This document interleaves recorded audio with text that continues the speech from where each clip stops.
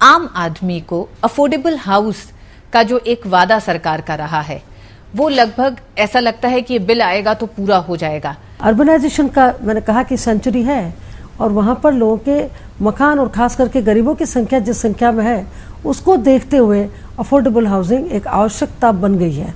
उस आवश्यकता में आप जानते हैं कि हमारी मिनिस्ट्री अलग अलग ढंग से काम कर रही है, तो उस आवश्यकता की पूर्ति तभी होगी कि जब ये बिल कोई भयावह बिल नहीं है, ये रेगुलेट करने का है कि जो बेचने और खरीदने में जो अनियमितताएं होती है उस अनियमितता को रोका जा सके। जहां पर प्रमोटर्स और कंस्ट्रक्टर्स हैं उनके लिए भी प्रावधान है। अब क्यों इस रियल एस्टेट बिल को लाने की जरूरत महसूस हुई? इसमें तो ट्रांसपेरेंसी की बहुत बड़ी कमी थी और दूसरा बात है कि रजिस्ट्रेशन अब तक न होने से तो जो कोई भी आता था वो रियल एस्टेट में हो गया और बिना उसको देखे हुए लोगों ने खरीद भी लिए, तो उनके साथ अन्याय हो जाता था। अब आपका रजिस्ट्रेशन जब आवश्यक हो जाएगा तो और ट्रांसपेरेंसी होगी तो एक कंज्यूमर को राहत मिलेगी। दूसरी बात है कि उसके सामने सारी बातें तय होगी कि किस तरह से उसका साथ लेन देन का किया जा रहा है। अब तक जो है उसमें उस तरह का कोई ब्यौरा उसमें नहीं होता था। डेवलपर्स की भी एक चेन होती है जिसके तहत रियल एस्टेट में काम होता है, और उस चेन में जो बीच के लोग होते हैं वो भी आज की तारीख में इतने मजबूत हैं कि वो अपने आप में एक डेवलपर है, उसके पास इतनी प्रॉपर्टी है कि वो उसको आउटलेट करता है।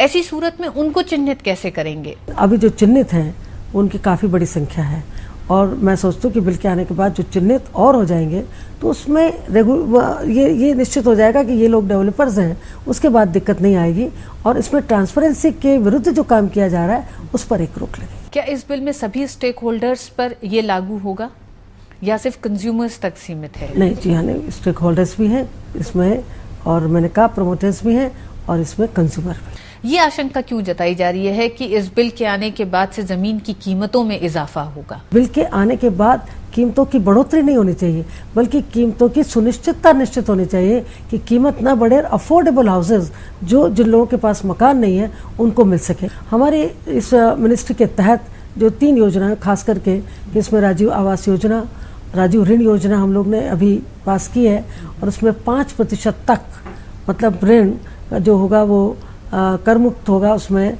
जो उस पर लगेगा ब्याज उसको 5% तक की उसकी रिलीफ होगी और 5 लाख तक का ब्याज है ऋण मिलेगा। उसको एक बहुत बड़ी राहत के रूप में देखा जा रहा है। क्या इस बिल में ये प्रावधान है कि उनके लिए फास्ट ट्रैक कोर्ट्स बनेंगी? क्योंकि बहुत से ऐसे तमाम इस तरह के केसेस आए हैं जिसमें एक लंबे समय से केस कोर्ट में पड़ा हुआ है। अपीलेट अथॉरिटी एक तरह से उस कोर्ट का काम करके जहां अपील भी वो कर सकते हैं और जहां पर अथॉरिटी के तहत उसको अपने प्रोटेक्शन भी कर सकते हैं। डॉक्टर व्यास, दूरदर्शन न्यूज से बात करने के लिए बहुत बहुत शुक्रिया।